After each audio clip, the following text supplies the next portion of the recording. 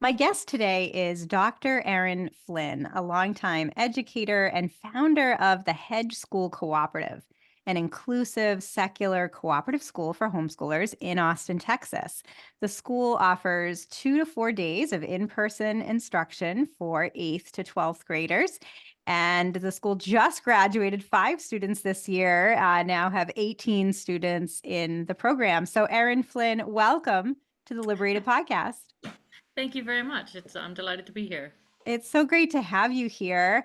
I want to hear all about your founder story with Hedge School Cooperative, but I'd love to start, if we could, with your journey to education to begin with, because prior to becoming a founder, you were a principal and teacher in a public charter school.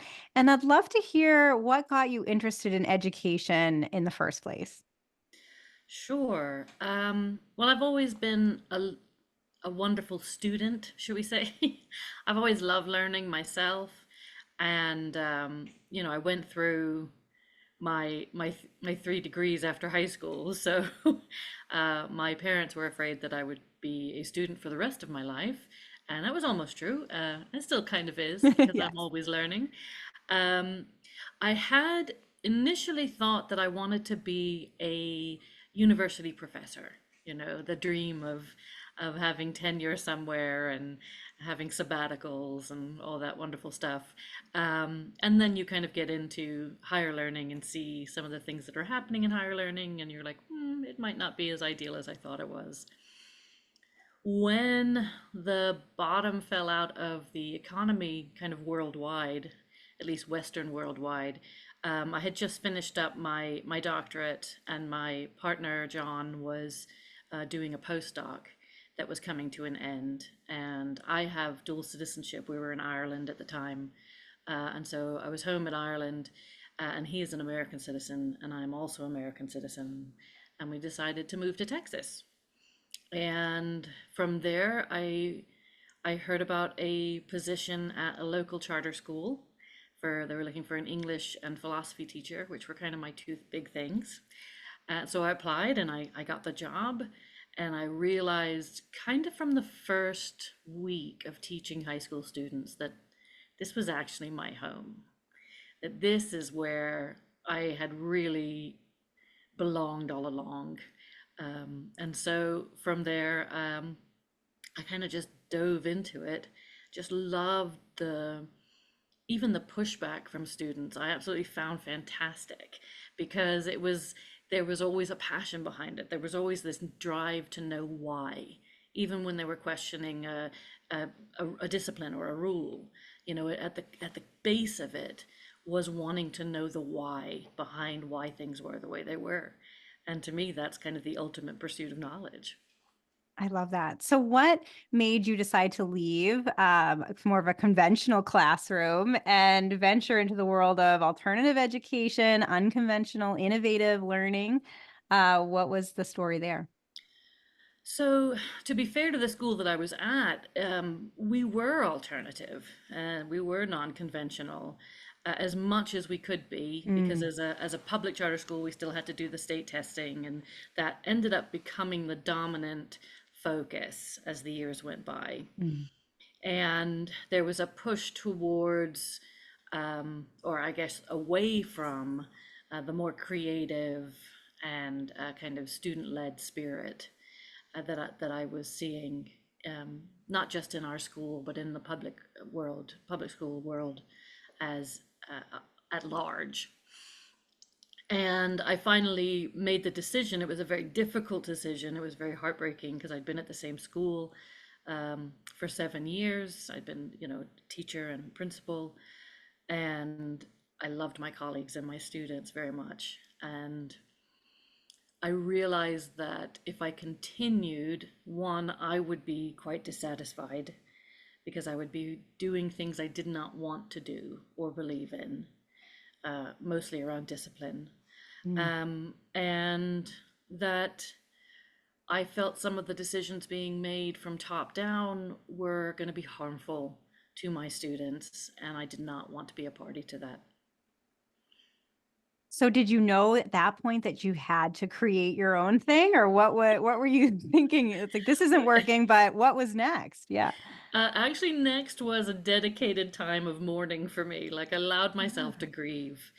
And I had started looking at some of the positions that were open at the public school systems that were open at other schools. And the more I advanced in those interview processes, the more I realized that this was not bringing me joy, that the actual thought of going back to school in this system was just depressing. And simultaneously, a few of my parents from the other school, were very concerned for their own students and what was happening that semester for their students. And they reached out to me and asked if I would be interested in starting a school where I could teach their students. Mm. And at first I was like, whoo, that's a really big ask. Uh, and then I thought, well, actually, when I did that kind of like a few years previously, they'd had, where do you see yourself in 10 years? And I said, I see myself running my own school. And I mean, even though it was only 2 years previously, I thought, well, that is the goal.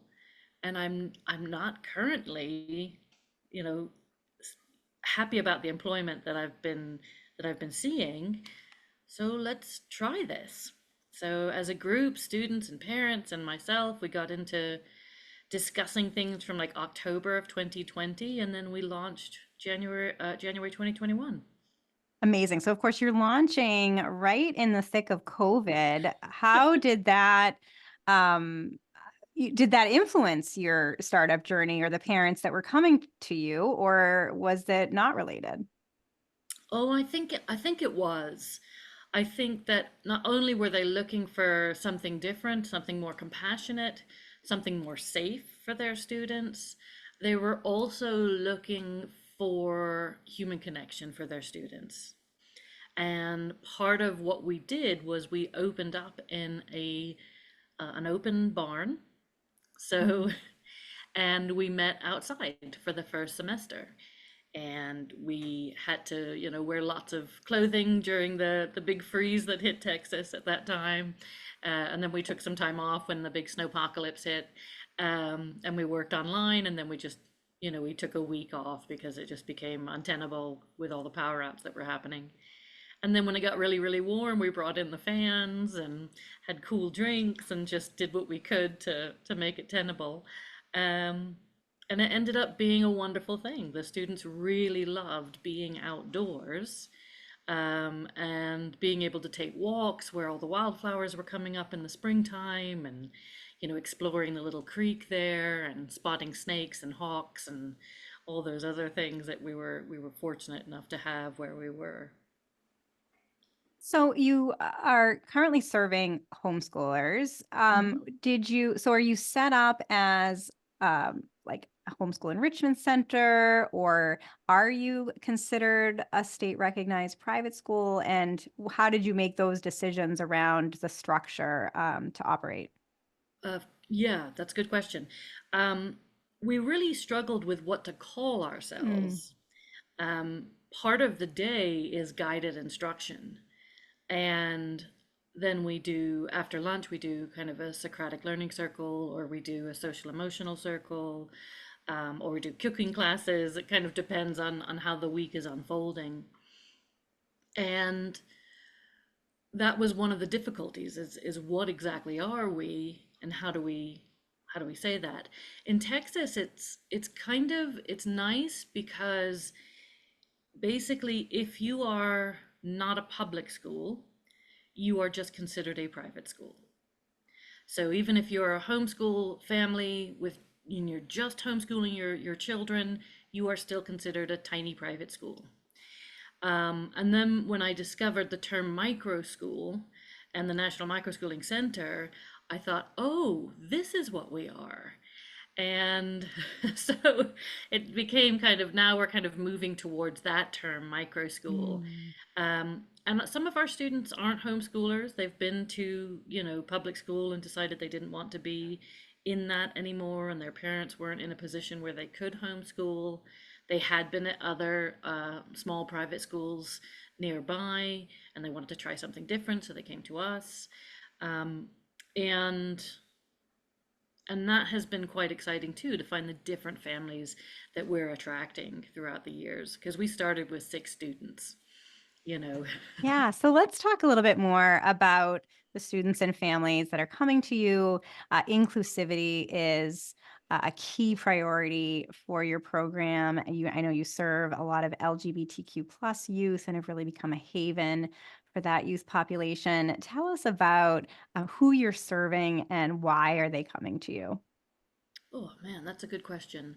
Um, I we serve our LGBTQIA community. We celebrate them, as we say, and our students are also and or neurodivergent students, learners who need a little more attention and a little more caring and acceptance than they may have gotten in the public schools, just by the nature of numbers alone. Um, and then, of course, the some of the laws that are being passed right now in Texas that are very anti-LGBTQIA. It's very hard to feel safe in a place where those laws are being enacted. And so my families are, and my students are creative. They're critical thinkers. They want to love school. They want to find people who are like them and can celebrate themselves, and they can celebrate each other. Um, and so I find that a lot of our students are very compassionate with each other. It's really inspiring to see them talk each other up. And I know they goof off with each other, and they make fun of each other too. Like they're not angels, but they enjoy getting to know one another. We have a fair few introverts as well, and there's a respect of that the students show each other that really touches me.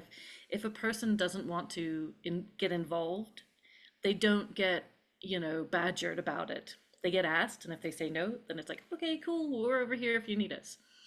And things like just those little kind of interactions, I think, oh, this is really nice. These are good, they're learning some really good skills here about boundaries with other people and respecting what others need in certain times.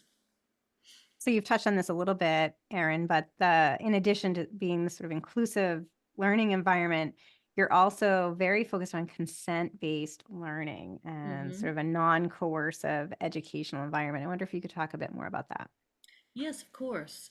The idea is that rather than having a prescribed um, course of here you're going to learn this and you're going to learn this and you're going to learn this and you're going to like it, um, we allow the students to kind of play around with that. If they want to engage in the subject that we're guiding them through, they are welcome to do that. If they want to tweak it a little bit, and rather than say writing a response, they draw a response or they create a comic out of their response, to a kind of a literary question or a speculative question of some kind, absolutely fine. If they decide that the discussion that we're having on, I don't know, the Roaring Twenties isn't really something they're interested in, they're much more they're much more fascinated with, say, the 40s, and Mhm. would rather look at that decade instead, then they are welcome to do so. As long as they're communicating with me and saying, this is what I'm going to do, and I'll take the questions that you're asking and apply them to this time frame. Is that okay if I do that? Absolutely. And so just to give them that freedom to know that if they can learn the skills, rather than the information as the focus, because whether we like it as not or not as adults, the information is at their fingertips. The real issue is, do they have the skills to parse that information in a critical and productive way for their own selves, so that no matter what they come against in the future, they have the skill set to digest it, understand it, and figure out what's really being said underneath it. And that to me is much more important than whether or not they can name the presidents in the correct order. Because that they can find out. They can find that out really quickly and probably faster than I could tell them. But I'd like to be able to tell them, like, you need to be going to a reliable source to find that information. And then what does that information tell you about the course of our history? These are things that we find more fascinating and useful at our school. Another key value of your program is accessibility and making Hmm. sure that families are able to attend. You have different ways of approaching that within the sort of cooperative model. I wonder if you can tell us about accessibility in terms of, financial attainment for your program. Yeah, I would love to be offering more scholarships for families, and we've actually started looking for grants along those lines. For now, what I'm able to do is work kind of a sliding scale for my families who need it. We have kind of worked up what the base amount is in order to educate a student for the year. And so we kind of know where we have room to move when it comes to being able to function as a school and also to provide the schooling that needs to be provided for the specific students that are in front of us. Now, I I'm very lucky that I have very many people in my community who help me keep track of things along those lines, remind me that, my work is worthy of payment Mhm. and that my skills should be met financially. Um, However, I do want to stress that if a family is interested in attending our school, that I will work with them to the best of my ability. And then once we get, we're being very optimistic, once we get the grants coming in, then we can maybe start sponsoring more students with tuition free scholarships for them, which would be ideal for me, I think. Mm. Yeah, I think that there is this tension between you're running a small business. This needs to Mm-hmm. be financially sustainable, and you deserve a paycheck for the work that you're doing, and yet you also want to be as accessible as possible to the families around you. And it is challenging. I actually think, and I'd be curious what you think. I think in some ways it could be even more challenging for former teachers like you, right? I mean, it's that you have so much passion for the work that you're doing, and maybe there's just a tension around, feeling like, well, gee, can I really, or should I really be taking a paycheck for this work that's so meaningful and so fulfilling? It was great to hear you say, no, you do. You should get paid for that. I'm curious your thoughts of that, especially with that educator lens, because I think there's a little bit more of the sort of apologetic um, communication that I hear from teachers of like, oh, well, I know I shouldn't be taking a paycheck, but that kind of thing. Curious your thoughts.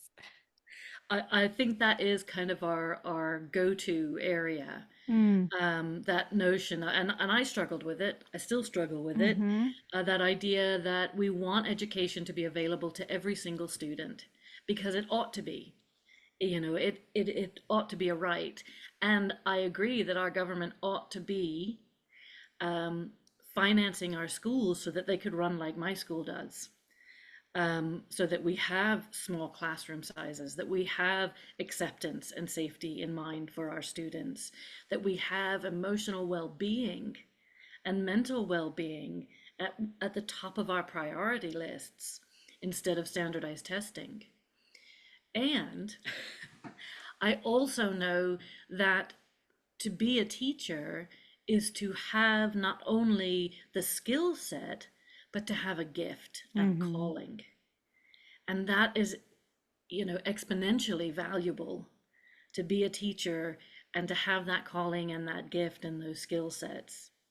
And, I think a lot of our teachers, once they become a teacher, they kind of buy into that notion that, they're meant to do this. And since they're meant to do it and called to do it, they should do it no matter what. Mm-hmm. And though I completely feel in that league, and I do have my moments where I'm like, oh man, but what if we just had two more students who didn't pay? We could handle that, right? And my financial back office is no. We love you and we want you to have as many students as you possibly can reach, and we want you to continue doing that, for the coming years, and you won't be able to if you do this. So they kind of put me straight. Um, Yeah. and I think teachers are across the board, our public school teachers, our private school teachers are really starting to see their worth. And one of the things I was hoping the pandemic would do more of was explain and reveal to the nation and the world how invaluable our teachers actually are, above and beyond the administration, above and beyond the Department of Education, that we have people who are dedicating their lives and their knowledge to our youth, to our future. And that is worth, it's, you know, how do you put a worth on that? But it is worthy of decent pay. It is worthy of having, medical coverage, et cetera, et cetera. It is worthy of respect. And, I kind of live for the day where that isn't even something we have to argue. And of course, as an entrepreneur, you are able to see that worth up close, that sort of voluntary exchange between the families coming to you because you have a service that they value and are willing to pay for, and you absolutely loving to do for your families and your learners what you were meant to do, which is, be this gifted educator. So I wonder if you could talk a little bit about what it's been like to be an entrepreneur over these past few years. Ooh, it has been very interesting. At my back office, Lisa McClanahan, um, is kind of my savior in that respect. I do kind of advise any of the micro school leaders that I meet to get a back office, to get someone who knows the ins and outs of billing and expenses and receipt keeping, because that is not my bag. I'm really out of my wheelhouse when it comes to that. And who can push back, right? And say, no, you can't take two more Exactly. students with no tuition because you'll close and then you Yeah, won't be of service to anyone, right? that's right. That's right. And that's invaluable. You have to have someone who believes in what you're doing, and believes in it so much that they won't let you get away with things that you can't really get away with when it comes to finances and practice and procedures, and it's very interesting. The process of branding as well is a very interesting process to me because it's actually really creative. It's much more creative than I guess I realized before I started. Our logo for the hedge school was created by one of our first students, Aster. And I love that I can say that. I love that what we use as our logo, as our brand, was student created, because it just seems so right. And when we go through and change anything or start discussing things, we do try to bring in our families and our students into those conversations as soon as we possibly can into those conversations, so that the brand, if you will, is being built by the community itself. Mm. And what about you personally? What has it been like to be an entrepreneur? How has that experience been? It's actually really freeing. Hmm. I For one thing, it has made me hyper aware of spending, which is not a terrible thing. Um, and, really kind of putting in the effort to do your research on the things that you're bringing into the school. If you need to purchase something like a printer, you don't want to be bringing something in that's going to be gone, need to be replaced in a year. You want something that had longevity to it, that has good reviews to it. You're looking up in consumer reports. And these would be things would have never done in the past. I mean, I might have looked at reviews, but for the most part, I wouldn't have put in that kind of thought and effort. Um, and it has kind of adjusted how I live my life as well. Like I've started being more aware of, how am I recycling? How am I, disposing of certain foodstuffs in my house to make things a little less bulky, a little less, a little more affordable as we move through not just the enterprise itself, but also in our living space. Mm. So you just graduated 5 learners. I wonder if you Mhm. could just share generally what they're going to be doing now and maybe how Hedge School prepared them for that. Sure. We have students who are going off to different universities. I'm trying to remember exactly all of them now. I know Texas Tech is one of them. We're pretty excited about that. And then I think there are two.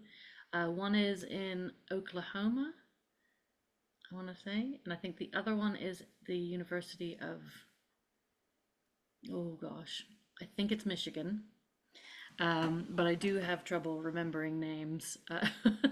And they're all, one of them is looking to doing engineering. I think the other ones are doing similar things. Engineering seems to be kind of a big pull these days, which is pretty exciting. And I think one of the reasons why is because it's practical creativity.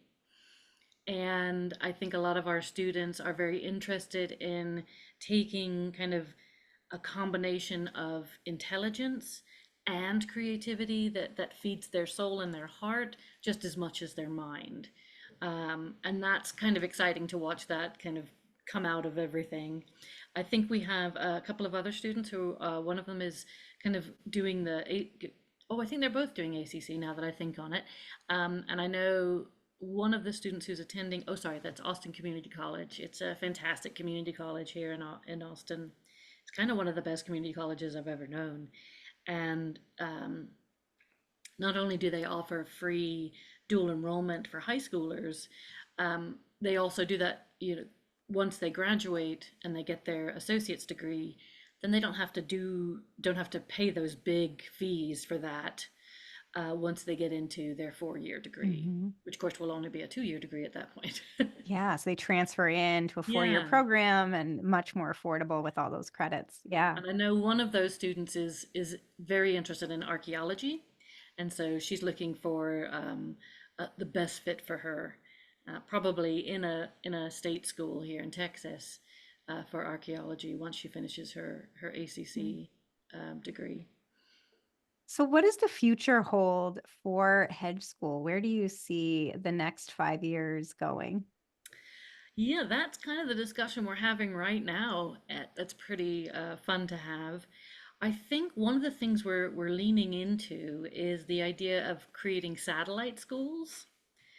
Um, so continuing to grow the school that we have right now, and to kind of spread that model out into different neighborhoods in and around Austin. Austin is massive, and we do have some families who are coming a 45-minute drive one way, and that's really hard. And I cannot thank them enough for making that drive, but that's a difficult drive to make. And if we could have satellites where we have something in North Austin, maybe something over in East Austin, maybe something over in New Braunfels, like a neighboring city, um, then we might be able to, because I want to keep it small. Mm. That may be a possible avenue of growth for us. We're still in kind of discussion mode on that, um, because I think one of the things that makes the school so um, successful, one of the things that makes the school so successful is that it is small. Right now we have a cap of 24 students in the space that we're in. And that doesn't mean I don't want to grow, but it means we have to get a little more creative with how we grow in order to maintain that um, kind of solid community building that is available to us in a small group setting. So grow laterally as opposed to vertically, right? And this is something I hear Yeah, from microschool founders across the country. They do, like you, want to grow, but they don't want to become a massive school in one location. They want to sort of disperse these programs throughout a particular geographic area or even in multiple areas to retain that small size and personalized focus. So great to yeah, hear about that. You're lucky to be in Austin in many ways. There's so many unconventional educational models that are emerging there. I think, for example, Acton Academy was founded in Austin, Texas, mhm, back in 2009 as one of the early and now continues to be fast growing microschool networks across the country and around the world. There's a lot of learner centered education happening in Austin and just a real diversity of models and methods. Do you feel like there's momentum, continued momentum in the unconventional education space where you are? What are your thoughts on sort of the future of innovative education? No doubt there's momentum. I know there's at least one other high school micro school that's opening up this fall, and I don't think they're that far from me. And I find that really exciting because I don't see us as a competitive movement. The goal of the majority of microschooling founders is to serve the student in front of them in the best way that is possible. And if that student in front of them would actually benefit from a different model, then we are happy to say, you know what, it might not be working so well here. You may need a little more structure, a little less structure. Why don't you check out so and so, that is still in the same area and see if their model works a little bit better for you. And most of our kind of neighboring micro schools and Montessori schools and the like will provide shadow days, which is something we do as well, which is you just allow the student to come in and experience the day as a student. And so they can get a feel for it to see if it's really something that they could, engage in and kind of jump into as a learner. And I find that really exciting as not only just um, as an educator, but as an entrepreneur in the world where I do see that cooperative market can exist and thrive. And so that kind of rings a few bells for me. I love that. Yeah, that it's not a zero-sum game. There is Mhm. this spirit of collaboration and cooperation, as you said, referring families to different programs that might be better fits. I see that all across the country. I think that's one of the most exciting features of the innovative education movement. I'm glad you're seeing that where you are too, where there's just so many more options sprouting, it seems like all the time. So Yeah. I'm glad that you're continuing to see that collaboration and that spirit of cooperation. And so, Erin, if my listeners and viewers want to learn more about Hedge School Cooperative Mhm. and follow your journey as you potentially open additional locations in the greater Austin area, what is the best way for them to connect with you? Well, we do have a Facebook page, which is a Hedge School Co-op. Um, and then we also have our website, which is hedgeschoolcoop.com. Very simple. And on the hedgeschoolcoop.com, they can fill out the contact us form and get in touch with us that way. On Facebook, they can like and follow us. And we're also have an Instagram page as well, which again is Hedge School Co-op at Hedge School Co-op, excuse me. Well, that's just wonderful. I'll put links to the website in the show notes. And I look forward to seeing your growth and continued success over the coming years. Dr. Erin Flynn, thank you so much for being on the Liberated podcast. That's been an absolute pleasure. Thank you for having me.